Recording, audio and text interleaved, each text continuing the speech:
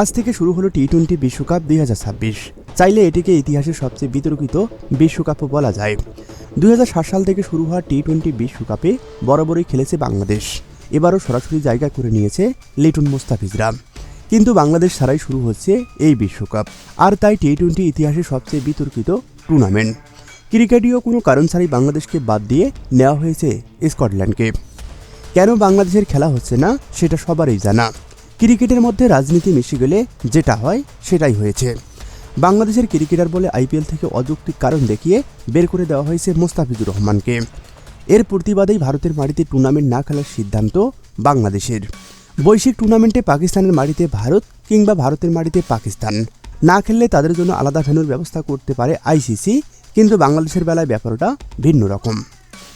ক্রিকেটের বিশ্বায়নের জন্য নতুন নতুন দেশকে খেলায় সম্পৃক্ত করতে যখন চেষ্টা করে যাচ্ছে আইসিসি, তখন ক্রিকেট পাগল একটা জাতিকে বিশ্বকাপ থেকে বঞ্চিত করাটা কতটা যৌক্তিক? একদিন হয়তো সেই প্রশ্নটা উঠবে। বাংলাদেশ না থাকায় কিছুটা হলেও তো রং হারিয়েছে বিশ্বকাপ। নিজেদের দল বিশ্বকাপে নেই বলে অনেক বাংলাদেশি দর্শক হয়তো এবারের খেলা থেকে মুখ ফিরিয়ে নেবেন। বাংলাদেশ নেই বলে কলকাতার টিকিটের চাহিদাও ধস নেমেছে বলে খবর দিয়েছে ভারতীয় পত্রপত্রিকা। আর বাদ পড়া বাংলাদেশের সমর্থনের গ্রুপ পর্বে ভারতীয়দের বিপক্ষে পাকিস্তানের ম্যাচ বর্জনের সিদ্ধান্ত চাপে থাকা আইসিসিকে আরও চাপে ফেলেছে। পাকিস্তান ম্যাচটি বর্জন করলে বিপুল পরিমাণ রাজস্ব হারাবে আইসিসি। তাই এই বিশ্বকাপে না থেকেও আছে বাংলাদেশ। লিটন মুস্তাফিজরা না খেললে টুর্নামেন্টের ধারাভাষ্য প্যানেলে আছেন বাংলাদেশের আতার আলী খান।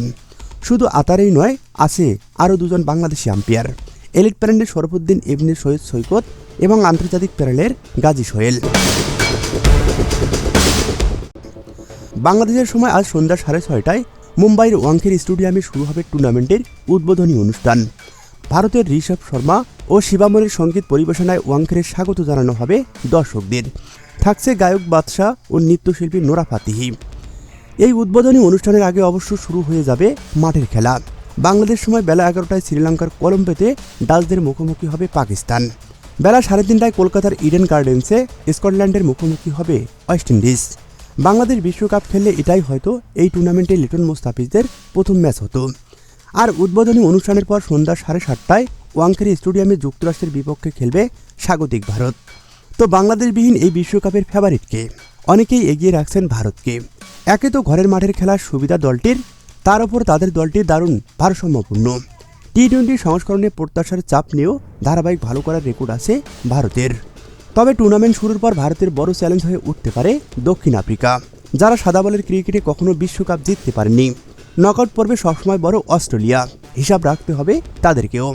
বরাবরের মতো এবারও আনপ্রেডিক্টেবল পাকিস্তান। তবে ইংল্যান্ড নিউজিল্যান্ড এবারের বিশ্বকাপ নিয়ে গেলেও অবাক হওয়ার কিছুই থাকবে না।